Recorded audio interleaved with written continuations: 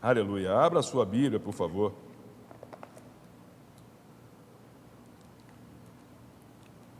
Abra a sua Bíblia lá no livro de Daniel.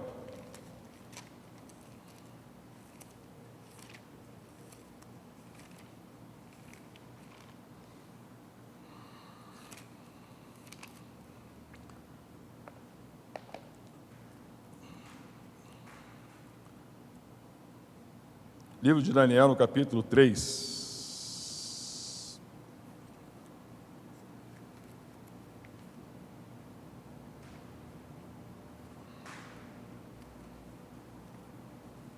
Vocês já fizeram a leitura de hoje? Quem está fazendo a leitura, quem está acompanhando, quem está seguindo isso aqui? Bonitinho. Ó, isso aqui, ó, é dever de casa de todo dia, hein? Não deixe de orar, não deixe de ler o livro que está sendo aqui colocado por dia, porque isso aqui é bênção para a tua vida, é bênção para as nossas vidas. Eu vou ler um texto comprido, na verdade eu vou ler esse capítulo 3 todo, né? Eu peço a paciência de vocês, porque esse capítulo aqui tem muitas coisas para nos informar e nos enriquecer diante de Deus e diante dos homens. Esse texto de Daniel realmente é algo tremendo. Algo tremendo. Vamos lá então. Daniel, capítulo 3. O rei Nabucodonosor fez uma imagem de ouro que tinha 60 côvados de altura e 6 de largura. Levantou-a no campo de Dura, na província da Babilônia. Então o rei Nabucodonosor mandou ajuntar os sátrapas, os prefeitos, os governadores, os juízes, os tesoureiros, os magistrados, os conselheiros e todos os oficiais das províncias, para que viessem à consagração da imagem que o rei Nabucodonosor tinha levantado. Então se ajuntaram os sátrapas, os prefeitos, os governadores, os juízes, os tesoureiros, os magistrados, os conselheiros e todos os oficiais das províncias para a consagração da imagem que o rei Nabucodonosor tinha levantado. E estavam em pé diante da imagem que Nabucodonosor tinha levantado. Nisto, o arauto, o mensageiro, apregoava em alta voz: ordena-se a vós outros, ó povos, nações e homens de todas as línguas, no momento em que ouvides o som da trombeta, do pífaro, da harpa, da cítara, do saltério, da gaita de foles e de toda sorte de música, vos prostrareis e adorareis a imagem de ouro que o rei Nabucodonosor levantou. Qualquer que se prostrar e não adorar, será, no mesmo instante, lançado na fornalha de fogo ardente. Portanto, quando todos os povos ouviram o som da trombeta, o pífaro, da harpa, da cítara, do saltério e de toda sorte de música, se prostraram os povos, nações e homens de todas as línguas e adoraram a imagem de ouro que o rei Nabucodonosor tinha levantado. Ora, no mesmo instante, chegaram alguns homens caldeus e acusaram os judeus. Disseram ao rei Nabucodonosor: ó rei, vive eternamente. Tu, ó rei, baixaste um decreto pelo qual todo homem que ouviste o som da trombeta, do pífaro, da harpa, da cítara, do saltério, da gaita de foles e de toda sorte de música, se prostraria e adoraria a imagem de ouro. E qualquer que não se prostrasse e não adorasse, seria lançado na fornalha de fogo ardente. Há alguns homens judeus que tu constituíste sobre os negócios da província da Babilônia, Sadraque, Mesaque e Abed-nego. Estes homens, ó rei, não fizeram caso de ti, a teus deuses não servem, nem adoram a imagem de ouro que levantaste. Então Nabucodonosor, irado e furioso, mandou chamar Sadraque, Mesaque e Abed-nego, e trouxeram a estes homens perante o rei. Falou Nabucodonosor e lhes disse: é verdade, ó Sadraque, Mesaque e Abednego, que vós não servis a meus deuses, nem adorais a imagem de ouro que levantei? Agora, pois, estáis dispostos e, quando ouvirdes o som da trombeta, do pífaro, da cítara, da harpa, do saltério, da gaita de foles, prostrai-vos e adorai a imagem que fiz. Porém, se não adorardes, sereis no mesmo instante lançados na fornalha de fogo ardente. E quem é o Deus que vos poderá livrar das minhas mãos? Responderam Sadraque, Mesaque e Abednego ao rei. Parecia até que era uma voz só, né? Ao mesmo tempo os três falaram a mesma coisa, né? Interessante isso. Ó Nabucodonosor, quanto a isto, não necessitamos de te responder. Se o nosso Deus, a quem servimos, quer livrar-nos, Ele nos livrará da fornalha de fogo ardente e das tuas mãos, ó rei. Se não, fica sabendo, ó rei, que não serviremos a teus deuses, nem adoraremos a imagem de ouro que levantaste. Então Nabucodonosor se encheu de fúria e, transtornado o aspecto do seu rosto contra Sadraque, Mesaque e Abednego, ordenou que se acendesse a fornalha 7 vezes mais do que se costumava.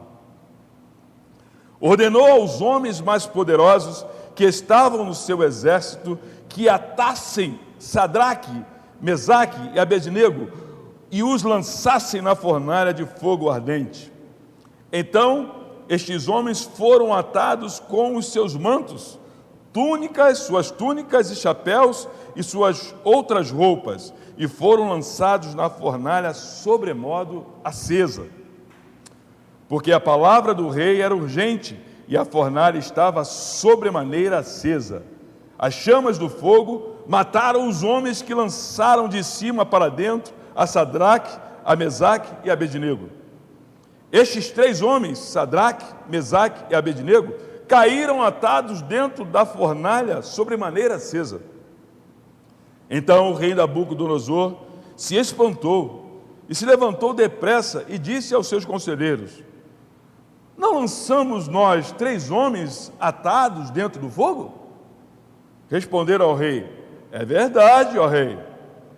Tornou ele e disse: eu, porém, vejo 4 homens soltos, que andam passeando dentro do fogo, sem nenhum dano. E o aspecto do quarto é semelhante a um filho dos deuses. Então se chegou Nabucodonosor à porta da fornalha sobremaneira acesa, falou e disse: Sadraque, Mesaque, Abednego, servos do Deus Altíssimo, saí e vinde. Então Sadraque, Mesaque e Abednego saíram do meio do fogo. Ajuntaram-se os sátrapas, os prefeitos, os governadores, os conselheiros do rei, e viram que o fogo não teve poder algum sobre os corpos destes homens. Nem foram chamuscados os cabelos de sua cabeça, nem os seus mantos se mudaram, nem cheiro de fogo passara sobre eles. Falou Nabucodonosor e disse: bendito seja o Deus de Sadraque, de Mesaque e Abednego, que enviou o seu anjo e livrou os seus servos, que confiaram nele, pois não quiseram cumprir a palavra do rei, preferindo entregar o seu corpo a servirem e a adorarem a qualquer outro Deus, senão ao seu Deus. Portanto, faça um decreto pelo qual todo povo, nação e língua que disser blasfêmia contra Deus de Sadraque, Mesaque e Abednego seja despedaçado, e as suas casas sejam feitas em monturo, porque não há outro Deus que possa livrar como este. Então o rei fez prosperar a Sadraque, Mesaque e Abednego na província de Babilônia. Pai, nós queremos te pedir, ó Deus, a graça, a sabedoria, o fluir no Espírito, ó Deus, e no falar, para que verdadeiramente, ó Deus, venhamos a compartilhar com clareza e objetividade, ó Deus, aquilo que o Senhor tem colocado nos nossos corações. Te pedimos, ó Deus, que o Senhor manifeste o Teu poder, ó Pai, que essa palavra venha realmente mudar a nossa forma de pensar, a nossa forma de agir, a nossa forma, ó Deus, de lidar com as adversidades da vida, ó Pai, mas que em tudo, Senhor, nós possamos ter uma postura que glorifique o Teu nome, ó Deus, a exemplo de Sadraque, Mesaque e Abednego.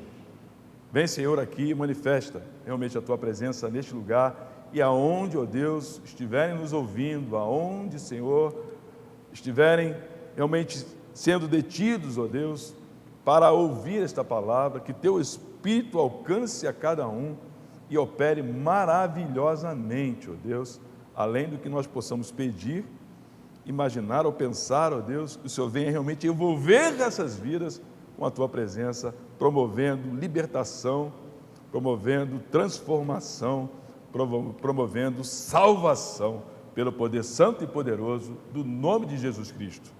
Nós atamos e lançamos fora e damos ordem, pelo poder do nome de Jesus, a todas as forças contrárias, a toda ação maligna, a toda a força do diabo e seus anjos, que eles batam em retirada agora, em nome de Jesus, ó Pai. E deixem as vidas, ó Pai, os ouvidos possam ouvir, os corações possam sentir, ó Pai, e Teu Espírito, ó Deus, possa realmente, ó Deus, envolver a cada um, ó Deus, como se os Teus próprios braços estivessem agora, ó Deus, envolvendo a cada um de nós. Nós Te damos toda a honra, nós Te damos toda a glória, nós Te damos todo o louvor, ó Pai, em nome de Jesus. Amém e amém. Amém? Essa é uma história das muitas que a Bíblia, que as Sagradas Escrituras nos revelam. Muitas histórias lindas nós temos na Palavra de Deus, mas essa é uma história muito linda, muito maravilhosa. E é interessante observar que esse evento aconteceu justamente após uma manifestação de Deus tremenda ao usar Daniel para interpretar o sonho de Nabucodonosor. Você lembra desse momento?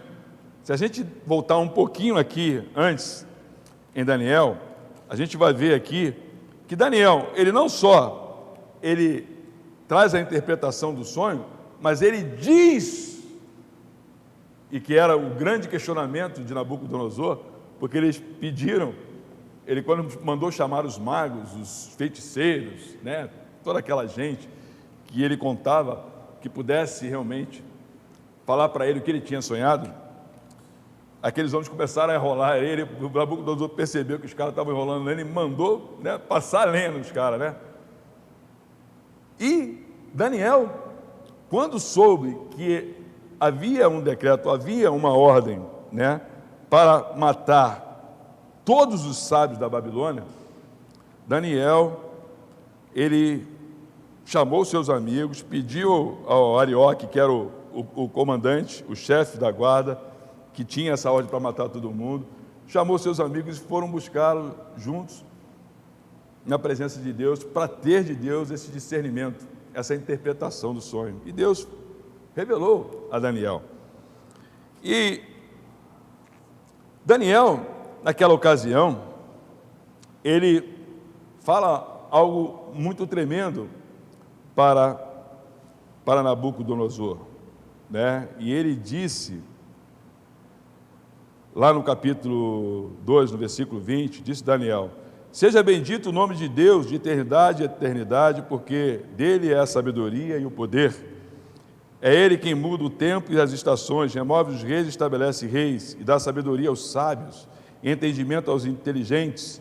Ele revela o profundo e o escondido, conhece o que está em trevas, e com ele mora a luz.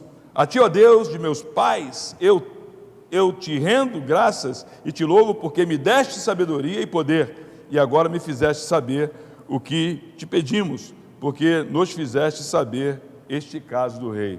E aí Daniel vai até o rei, a Nabucodonosor, e fala para o rei, e diz o sonho do rei, né? Tu, ó rei, ele lá no versículo 36, no mesmo capítulo 2, ele diz assim: este é o sonho e também a sua interpretação. Diremos ao rei: tu, ó rei, rei dos reis, a quem o Deus do céu conferiu o reino, o poder, a força e a glória, a cujas mãos foram entregues os filhos dos homens, onde quer que eles habitem, e os animais do campo e as aves do céu, para que dominasses sobre todos eles. Tu és a cabeça de ouro. Olha só o que Daniel fala para Nabucodonosor. Diz que Nabucodonosor era o cabeção de ouro, cabeça de ouro, né? Mas essa figura que Daniel tinha visto, né? Ela não era só de ouro. E aí você tem toda a Constituição. A palavra aqui, se a gente for mais adiante, diz assim: depois de ti levantará outro reino inferior ao teu, e um terceiro reino de bronze, o qual terá domínio sobre toda a terra. E aí ele descreve como é que era, né, essa figura, essa estátua que tinha, né, ferro, bronze e barro.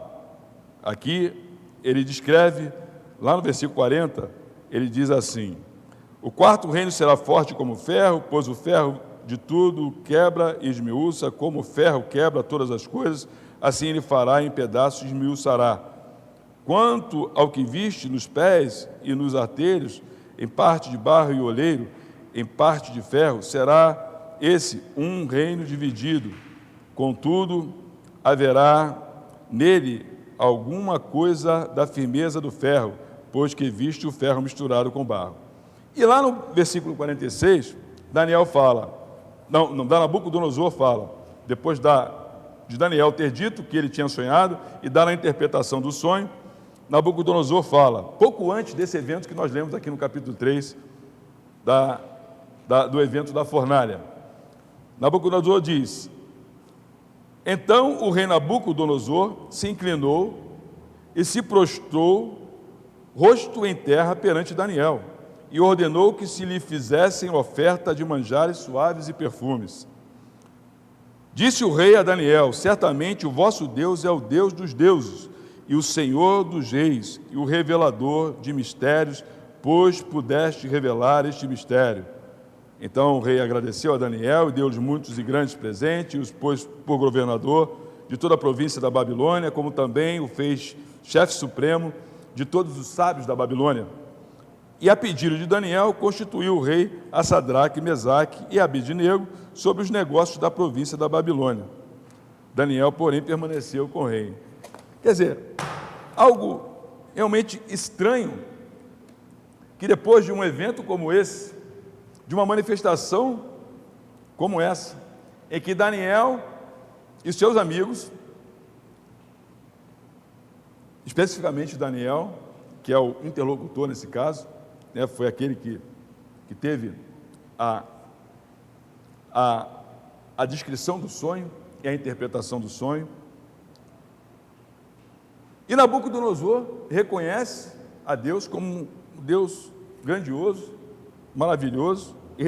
A palavra diz que ele se prostrou diante de Daniel, e ele exalta ao Senhor: certamente o vosso Deus é o Deus dos deuses.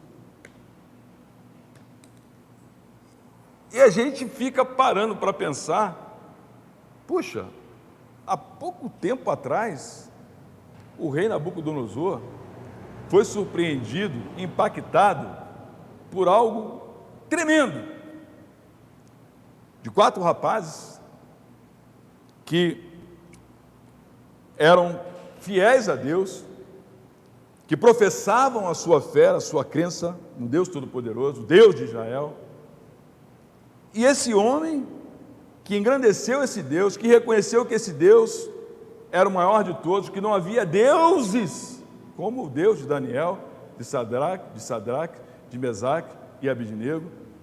Neste momento, resolve fazer uma estátua que não tinha só a cabeça de ouro, uma estátua que agora era toda de ouro, chama todas as autoridades da Babilônia para esse evento, para a inauguração dessa estátua. Diz que quem não se prostrasse quando tocasse a cítara, o saltério, a harpa, a gaita de folhas, quando houvesse músicas, quem não se prostrasse diante daquela estátua seria fulminado, seria lançado na fornalha. E aí vem os caguetes, aqueles que, os capetinhas, que gosta de uma fofoca, que quer botar a você, a mim, a qualquer um que louva ao Senhor, que tem a responsabilidade de dar um testemunho precioso diante dos homens. Esses capetinhas que ficam toda hora cercando, rodeando, as nossas vidas, mas glória a Deus que ao nosso derredor há uma muralha de fogo. Mas aquele que está de pé, cuide para que não caia, diz a palavra de Deus. Deus coloca a muralha, mas se você não vigiar, você vai cair e vai se dar mal, vai ser queimado. Esse homem, diante dessa situação, sabendo que Sadraque, Mesaque e Abednego não tinham se curvado à sua estátua, quando o saltério tocou, quando a cítara tocou, quando a gaita de fole tocou, quando houve música, esse homem parece que tem uma amnésia, ele esquece de tudo que aconteceu pouco antes, em que o Deus de Sadraque, Mesaque e Abednego, o Deus de Daniel, que havia desvendado um sonho, e não só desvendado o que ele tinha sonhado, mas dado a ele a interpretação do sonho, parece que tudo sumiu da cabeça dele, parece que tudo desapareceu da cabeça dele. Será que esse tipo de situação é uma situação que só acontece aos ímpios? Porque Nabucodonosor era um ímpio, era um rei. Ou esse tipo de situação acontecem a pessoas dentro da igreja, cristãos? Será que nós nos esquecemos com facilidade de tudo que Deus fez por nós e tem feito? Porque Deus não parou. Há uma obra que Ele começou na tua vida, que Ele irá completá-la, É a carreira. A carreira é o combate do dia a dia, você combate o dia a dia, Você guarda a fé, e essa carreira você vai completá-la vencendo as adversidades do dia a dia, sabendo que Deus é com você. Mas tem situações que são mais intensas, tem situações que são mais pesadas, e nessas situações mais pesadas, o que eu observo é que as pessoas muitas vezes se abalam, tremem. Quando o diabo tinha que tremer, quando a terra tinha que tremer, as pessoas tremem, as pessoas se desesperam, as pessoas ficam abaladas. Parece que o mundo vai acabar, parece que Deus deixou de ser Deus e que tudo que Ele fez apagou na mente e no coração do homem. A gente ouve hoje coisas de púlpito, homens falando sobre supergraça, Supergraça, como se existisse uma supergraça, quando a graça de Deus já é a própria supergraça, é a graça que não tem graça maior que essa, a graça de Deus. E estão querendo estabelecer níveis de graça, né? Quer dizer, que a graça de Deus, que o Senhor falou, Paulo, a minha graça te basta, essa graça não serve mais. Não serviu para Paulo? Ou serviu? Porque essa graça não serve mais para você, nem serve mais para mim, porque nós temos que ter uma super graça agora. Nós vemos coisas como as pessoas falando de atualização da Bíblia. Espera aí. Atualizar a palavra de Deus, como é que é isso? Tem que combinar com o Espírito Santo, tem que combinar com o autor da palavra. Como é que eu posso, atualizar uma palavra? Em que eu posso atualizar essa palavra? A palavra de Deus, ai daquele que acrescentar um tio à minha palavra. Melhor que fosse que botasse o quê? Uma pedra de moinho no pescoço e atirasse no mar. A gente vê coisas absurdas sendo ditas, e aqueles que são filhos de Deus, muitas vezes, correndo da raia, correndo da luta, tentando se esconder de alguma forma e não querendo realmente partir para o front, para a batalha. Nós sabemos que nós estamos vivendo uma guerra, né? Não é uma guerra contra a sangue, nem contra a carne, nem contra o espírito, mas é uma guerra, né, contra os principados, contra as potestades, contra os dominadores deste mundo tenebroso, contra as forças do mal nas regiões celestes. Nós vivemos uma guerra e nós não podemos abaixar a guarda em relação a essa guerra, mas nós sabemos que nessa guerra, ou nessa batalha, vamos colocar assim, é a oportunidade de nós realmente manifestarmos o poder de Deus e afirmarmos, ratificarmos diante de Deus e diante dos homens que nós somos vencedores, que nós tomamos posse da vitória de Deus, ou melhor, de Jesus Cristo, que venceu todas as coisas ao morrer por cada um de nós na cruz. Quando nós lutamos e nós vencemos, nós ratificamos essa vitória. Nós mostramos para o mundo que essa vitória é real, que não é algo fictício, que não é algo da minha mente, mas é real, porque Jesus já venceu por nós, e nós vencemos a batalha. Essas situações que são criadas e que surgem na nossa vida, porque a guerra, na verdade, ela já foi vencida.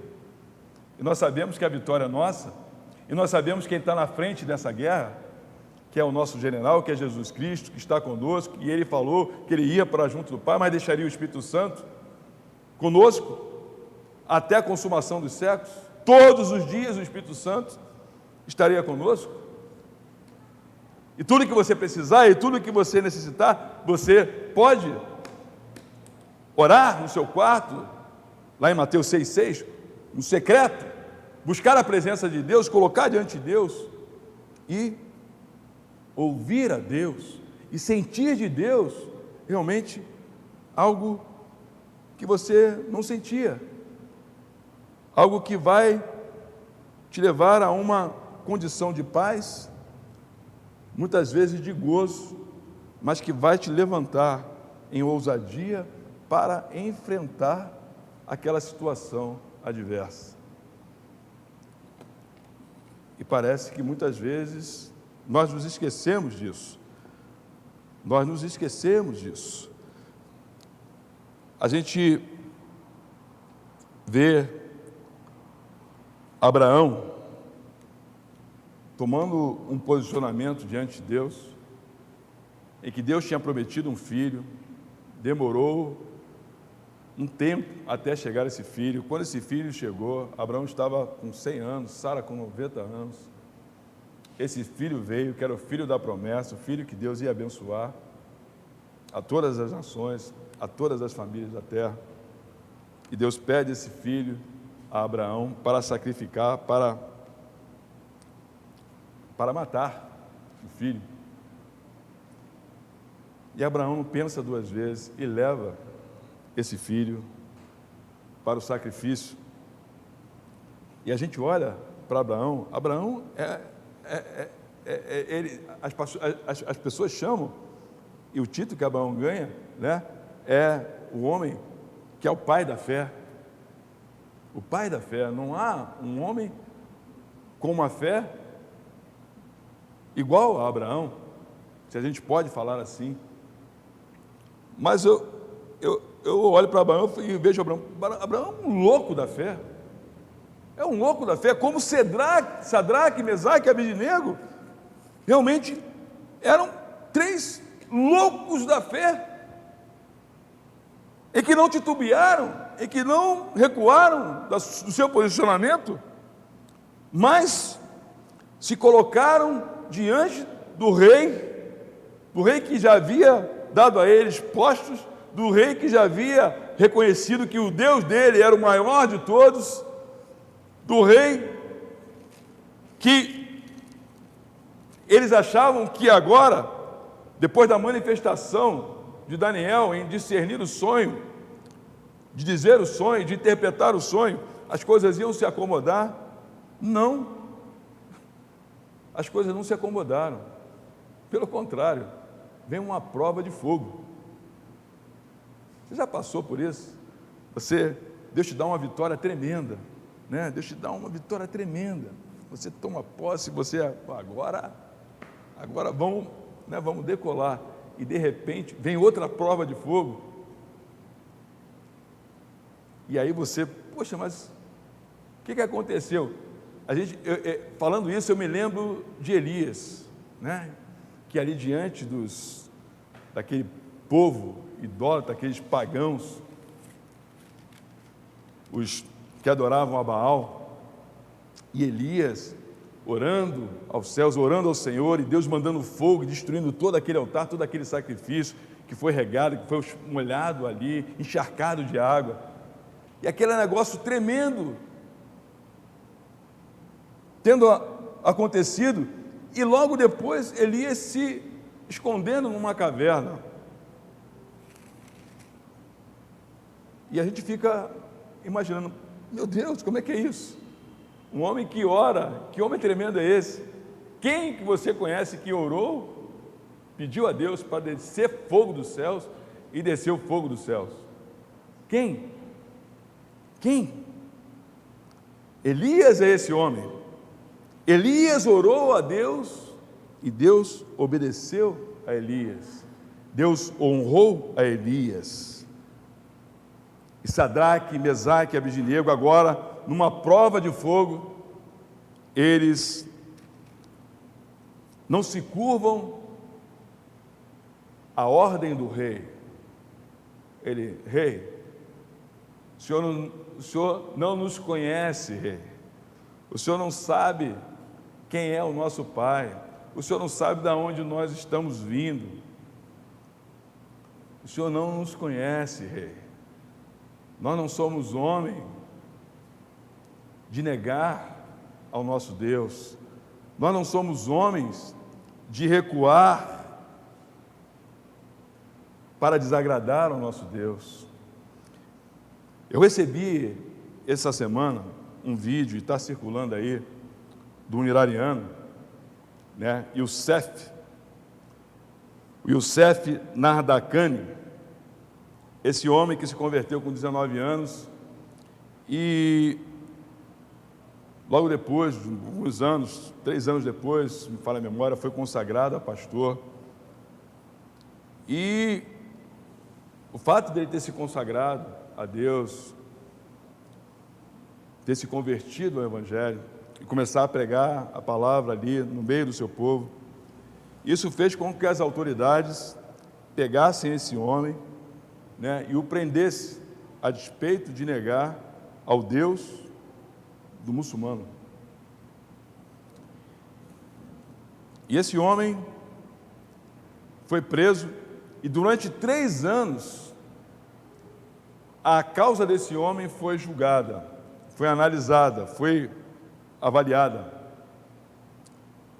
E durante esses 3 anos, foi proposto a esse homem que ele negasse a sua fé, que ele abrisse mão, do Evangelho de Deus e retornasse à sua crença, a crença do seu povo, sobre a troca, isso acontecendo, de ter a sua vida, porque a sentença era de enforcamento. E esse homem, durante as 3 vezes que lhe propuseram isso, ele disse não. Ele disse não. A exemplo de Sadraque, de Mesaque e Abidnego, Youssef disse não. E como é lindo você ver que nos nossos dias existem pessoas que são capazes de dar a sua própria vida e não negar a Cristo, não negar a palavra de Deus. É bom saber que ainda existem Sadraques, Mesaques e Abidnegos. É bom saber que o Senhor continua levantando homens assim. E a nossa esperança nesse mundo caótico, nesse mundo em que as coisas se deturpam, nesse mundo em que as coisas são distorcidas e que velozmente, lançada nas redes sociais, você não sabe mais o que é verdade e o que é mentira. Mas você não precisa necessariamente saber o que é mentira, se você tem a verdade. Você sabe o que é verdade. E fora disso aqui, aquilo que contradiz a palavra de Deus, não pode ser tida como verdade. Obviamente que é mentira, obviamente que é falsidade, obviamente que não há nada que se sustente fora da palavra de Deus. Eu fico imaginando e pensando quando a palavra de Deus nos alerta sobre a possibilidade de haver blasfêmia contra o Espírito Santo. Não é? A gente olha lá em Marcos, vem comigo. Lá em Marcos, no capítulo 3,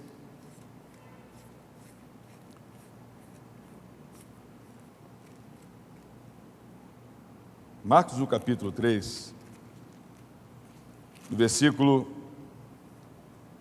28 e 29, diz assim: em verdade vos digo que tudo será perdoado aos filhos dos homens, os pecados e as blasfêmias que proferirem. Mas aquele que blasfemar contra o Espírito Santo não tem perdão para sempre, visto que é réu de pecado eterno. Isto porque diziam: este possesso de um espírito, está possesso de um espírito imundo. Isso, quem disse isso para Jesus eram os escribas. Foram os escribas que disseram que Jesus estava possesso de um espírito imundo. Os escribas, que eram aqueles responsáveis em escrever, os eruditos judaicos, aqueles que eram copistas das Escrituras, e que a gente observa o nascedouro desses que eram os escribas, lá em Moisés.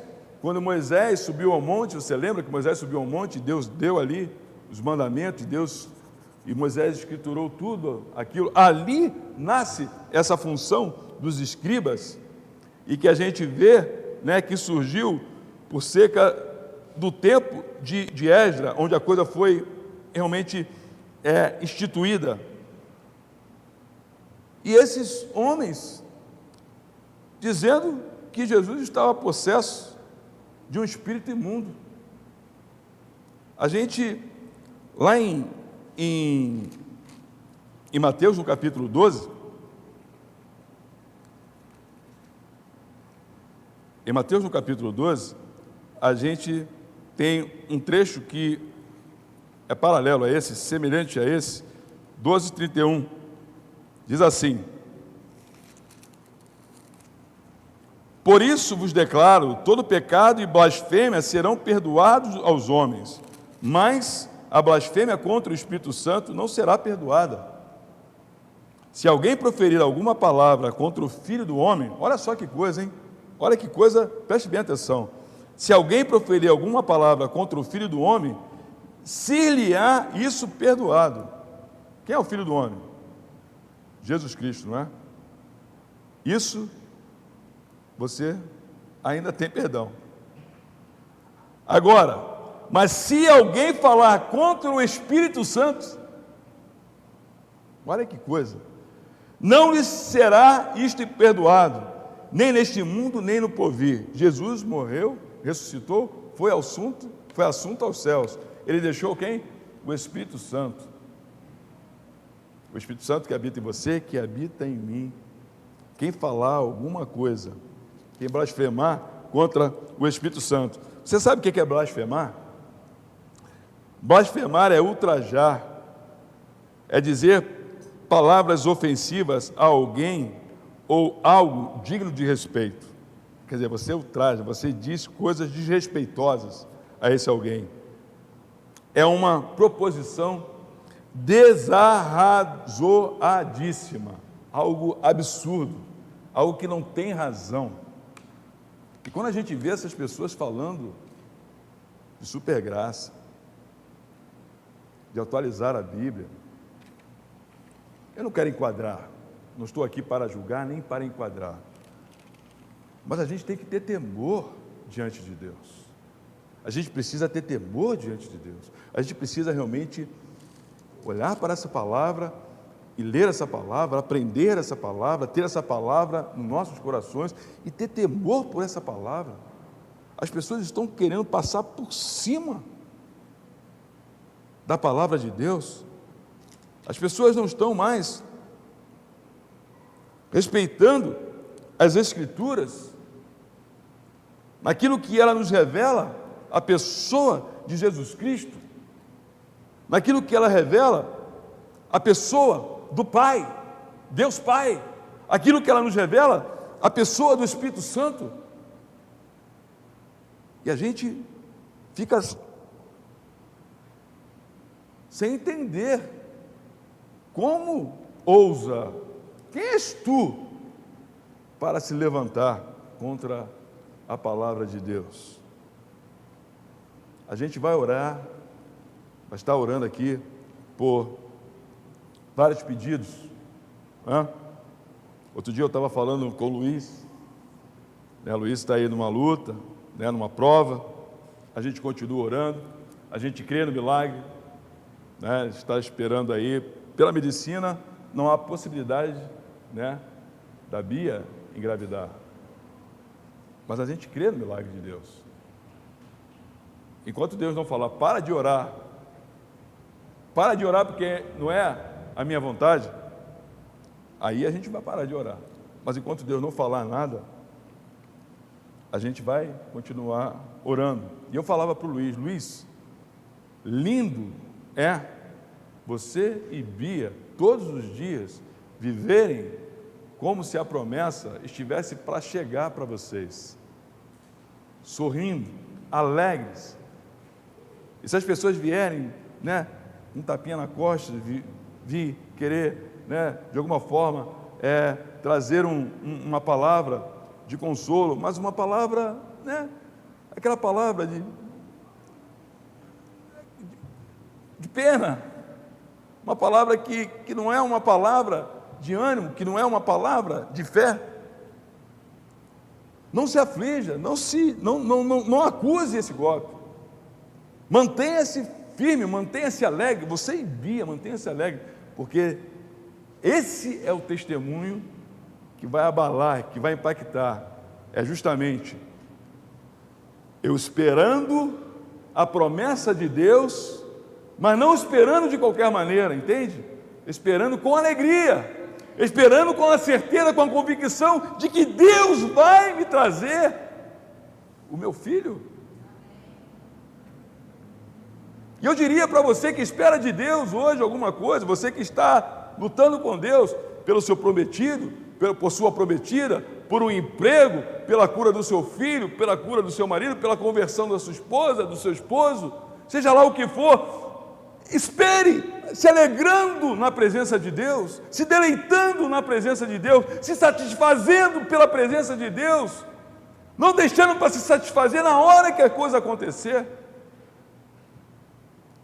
mas com alegria, de pé, sorrindo. E você possa dizer como o apóstolo Paulo disse: eu sei em quem eu tenho crido, eu sei em quem eu tenho depositado a minha fé, eu sei. E é nesse espírito que nós devemos esperar de Deus, é nesse espírito que nós devemos ir e passar pela fornalha. Qual é a fornalha que você está passando? Não literalmente é uma fornalha, como eu vi na formação dos tijolos, né? Você tem todo um procedimento, você pega lá a brita, né? Tem um lugar em que eles pedem licença das autoridades, a empresa privada, no caso, Palma de Ouro. Eu vi um vídeo muito interessante, eles vão lá, pegam a brita, e tem vários tipos de brita. Então, como é que é? Eles pegam aquelas britas, botam no moedor, moem-se aquela brita toda, sobe aquela brita coada, depois vem aquela coação, né? Aí passa pela extrusão e conformação, que dá um sentido, né, homogêneo, e ali joga-se um pouco de água para criar aquela massa, e aquela massa já ganha os formatos dos tijolos, e quando passa essa massa ainda molhada, tem uma rondana que vai marcando, né?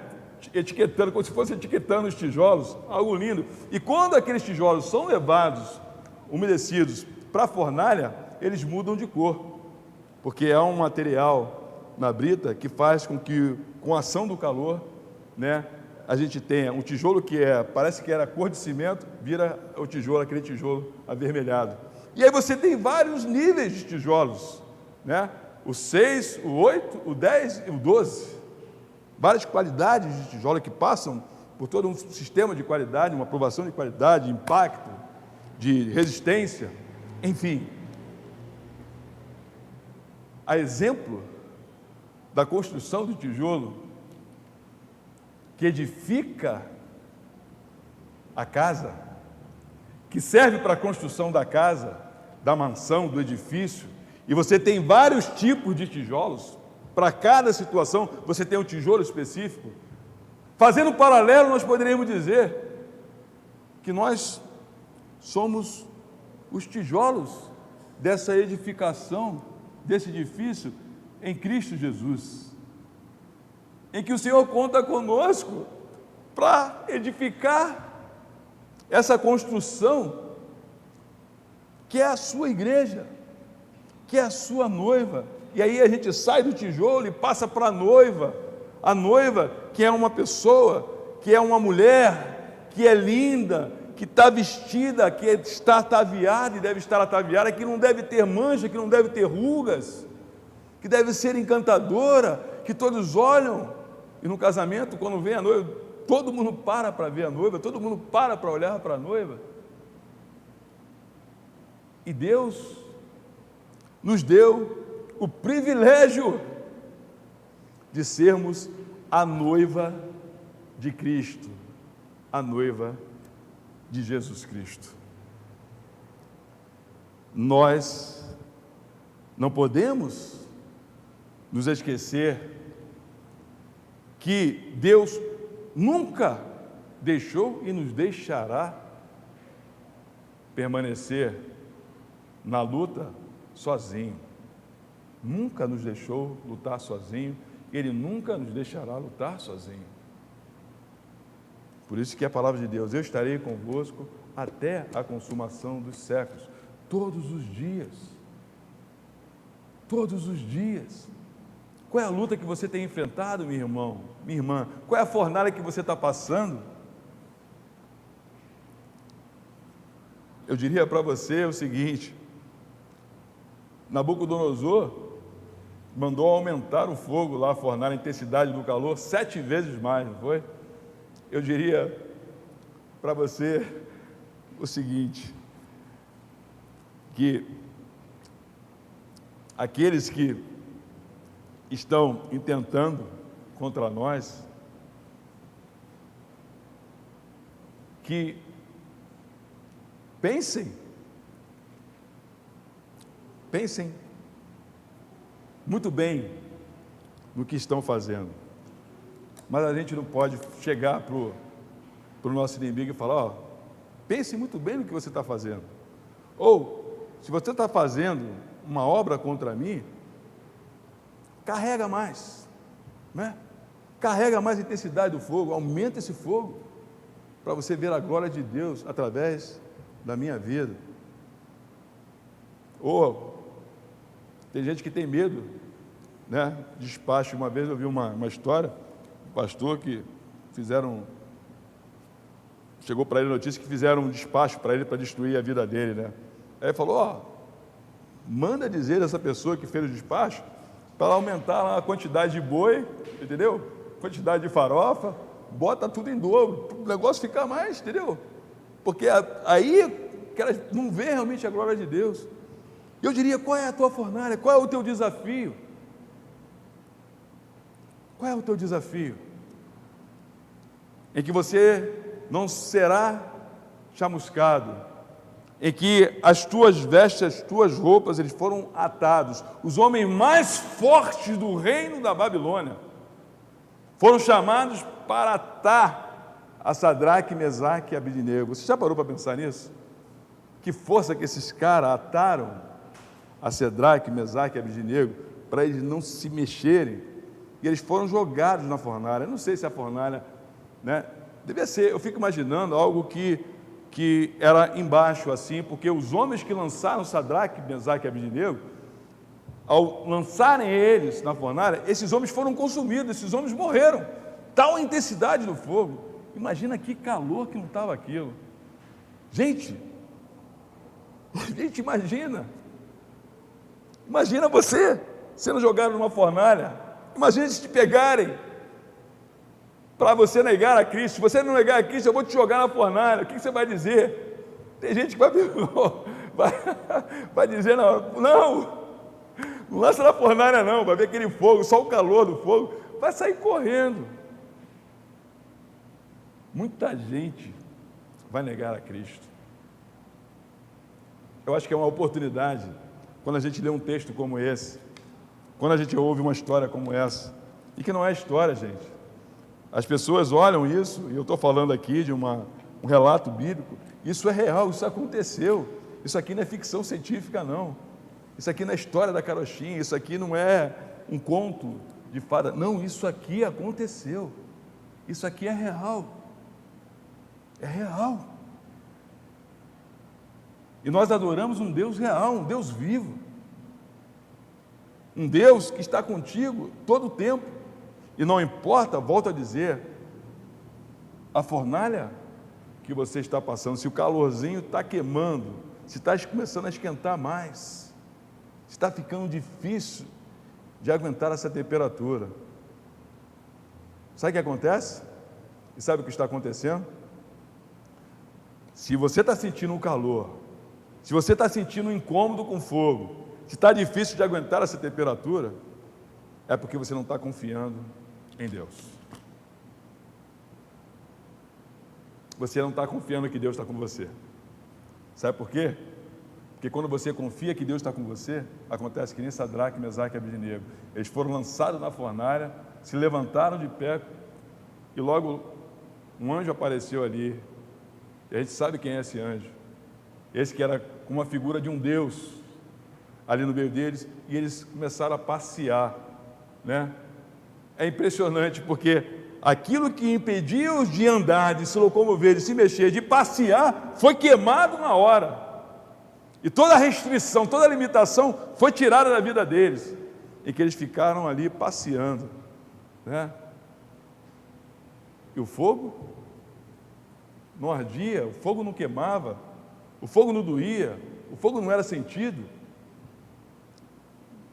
A fumaça, quando eles saíram, não foi sentida nos seus cabelos, os cabelos não foram chamuscados, as roupas não foram chamuscadas, as túnicas. Gente, é algo tremendo, é algo maravilhoso.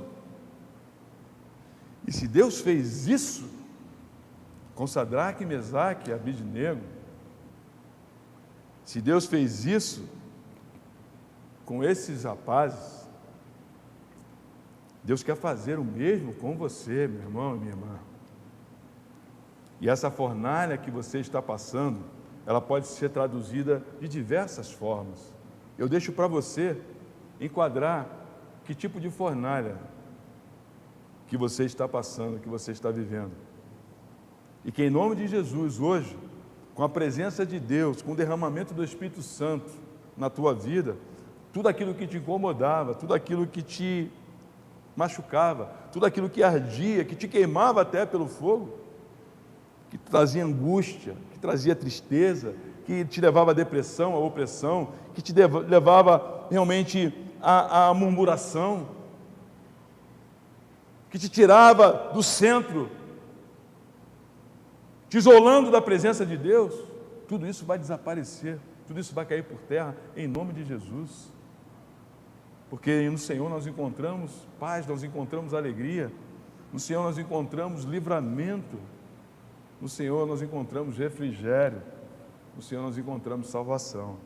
Amém? Então, qual é a tua fornalha? Qual é a tua fornalha? Eu fico olhando para essas coisas que estão acontecendo hoje em dia, essas palavras que estão sendo trazidas do púlpito, em que as pessoas dormem, que as pessoas não querem entrar no problema, não querem colocar o dedo na ferida. Hoje o que nós precisamos é de arrependimento, nós precisamos nos arrepender, sim, nós precisamos voltar para o Senhor e ter a coragem de colocar diante de Deus e falar com o Senhor: Senhor, qual é o meu erro, qual é o meu pecado? Me revela, me mostra, Senhor.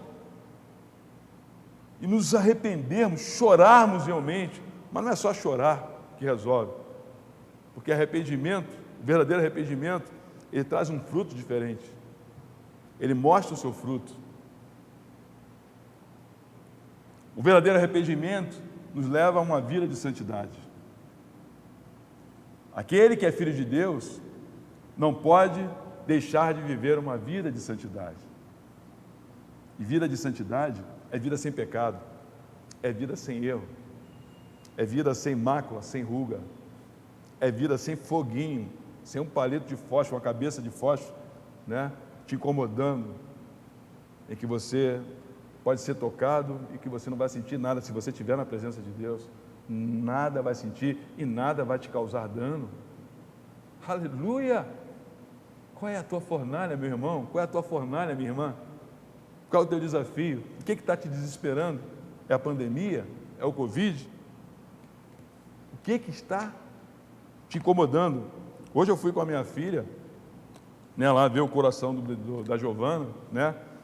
E aí lá na imagem apareceu, está tudo bem, graças a Deus, está tudo tranquilo, com Giovana, né, com Ruth também, apesar do seu esposo ter sido diagnosticado com Covid, né? Se a gente não confiar em Deus, a gente vai confiar em quem? Mas está tudo bem, o Bernardo já está melhor, né? Teve um momento de febre, de dor de cabeça, mas já está se recuperando, mas tem que ficar afastado, em quarentena. Mas aí lá com a Giovana, vendo a Ruth lá, eu lá com a Ruth, lá vendo as imagens lá, aí está a menina lá, a Giovana, parecia uma atleta olímpica, né? Com o pé dela esticadinho e com as mãos em cima do pé. Eu falei: meu Deus do céu, como é que pode isso? A menina parece uma atleta olímpica, rapaz. Cara, com o pé esticadinho, com a mão segurando o pé, retinho assim. A doutora, eu fiquei: meu Deus do céu. E ela estava de costas, não deu para ver ela. Daqui a pouco, a doutora, muito gentil, muito simpática, forçou, mas então vamos tentar mais uma vez. Aí voltou, aí mostrou a cara da Giovana. A Giovana voltou e abriu o bocão, fechou a boca, deu uma piscada de olho. Que coisa linda, um bocão tremendo. Tem uma boca grande, menina, rapaz. Meu Deus do céu. Se a gente não confiar em Deus, a gente vai se desesperar. A gente vai se desesperar. A gente precisa confiar em Deus. A gente precisa entender que Deus é por nós, todo o tempo. A gente precisa saber, crer, que independente da fornalha, nós somos aqueles que, a exemplo de Sadraque, Mesaque e Abednego, vão permanecer firmes no Senhor. Louvar a Deus, se alegrar de Deus, né? Quando tudo está bem, é fácil. E sabe qual é o grande problema quando tudo está bem? Você relaxa. Você relaxa e você não administra aquilo que Deus te dá com sabedoria, com temor. O relaxamento nos provoca isso, a gente abaixa a guarda e não é cuidadoso, não é zeloso com aquilo que Deus trouxe às tuas mãos. É a bênção transbordando. E Deus não dá a bênção, Deus não traz a bênção transbordante para que você deixe a bênção cair ou fluir sem um propósito divino, sem um propósito proveitoso. Deus te abençoa para que você seja abençoador. Esse é o propósito de Deus. Quando Deus te abençoa, Ele quer te fazer um abençoador. E quando as coisas estão mal, quando é o tempo da escassez, é o momento de nós realmente provarmos que nós continuamos nos alegrando e nos agradando de Deus. Tem gente que deixa de vir à igreja, tem gente que deixa de orar, tem gente que deixa de ler a Bíblia, tem gente que se fecha no seu mundo, né? E se isola de Deus, se isola do povo, se isola da igreja. Onde é que está escrito isso na Bíblia? Eu queria entender, onde é que está escrito isso na Bíblia? Não é verdade? Onde é que está escrito isso na Bíblia? Quando a palavra de Deus diz que nós temos que estar juntos. E quando nós estamos juntos, Deus está no meio, Deus derrama, ministra a sua bênção, ordena a sua bênção. Que não é bom que ande ninguém sozinho, é bom que ande dois, por quê? Porque se um cair, o outro levanta. Então, não faz sentido isso. Eu me fechar para o meu irmão, me fechar para Deus, eu fechar a minha família. Sabe, gente, a gente precisa clamar ao Senhor, a gente precisa orar ao Senhor, e nós vamos orar agora, né? A gente precisa realmente buscar de Deus esse arrependimento. E para nós nos arrependermos, nós precisamos ter a consciência do erro, do pecado. Se a gente, obrigado querida, se a gente não enxerga erro, se a gente não enxerga pecado na nossa vida, e eu não estou falando isso porque é para dizer que você tem pecado, não é isso, não é isso. Me entenda o que eu quero dizer. Nós temos que ter a coragem de ir diante de Deus e, como o salmista disse, Senhor, vê se há algum mal em mim, se há algum mau caminho em mim. A gente precisa ter essa coragem. Não é só pedir, achando que a gente está bem na fita e a gente não recebe. Não recebe por quê? Pedis e não recebe. Não tem por quê? Porque pedes mal, meu filho. Você tem que começar pelo certo. Você tem que começar. Eu vi um testemunho de um homem falando sobre oração, em que ele falava o seguinte: a primeira coisa que eu faço quando eu vou buscar a Deus é criar um ambiente. Então eu crio um ambiente de adoração, eu começo a adorar a Deus.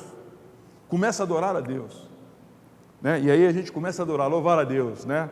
E aí você que estava mal, que estava triste, que estava chateado, você já vai melhorando. A adoração, o mover da adoração diante do Senhor, o Espírito Santo vem e te toma, e você já começa, né, a se sentir diferente.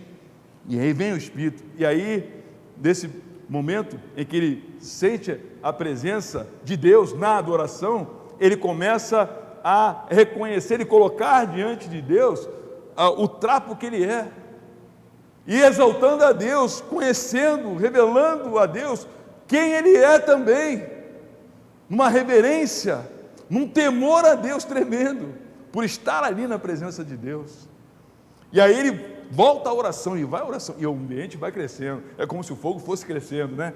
É como se o fogo fosse crescendo, fosse crescendo, fosse crescendo. E aí até que o Espírito Santo, daquele mover, o Espírito Santo derrama, vem e ele começa a derramar diante de Deus. Mas não uma oração estruturada, algo formado, e que o Espírito Santo vem e derrama, e que você sente realmente que a tua oração não é você que está fazendo, é Deus que está movendo a você em oração. É assim que nós devemos nos colocar e permanecer na presença de Deus. E eu quero hoje, realmente te pedir que você reflita sobre isso. Reflita sobre isso. E que você possa se arrepender, que eu também possa me arrepender. Você só sabe, todo dia eu falo com Deus, eu peço ao Senhor, eu quero ser um pai melhor cada dia, eu quero ser um marido melhor a cada dia, eu quero ser um filho melhor a cada dia, eu quero ser um pastor melhor a cada dia, um líder melhor a cada dia, eu quero ser um amigo melhor, Senhor. Eu tenho as minhas dificuldades, eu tenho as minhas limitações, e eu peço a Deus todo dia, Senhor, me ajuda, porque eu não vou conseguir.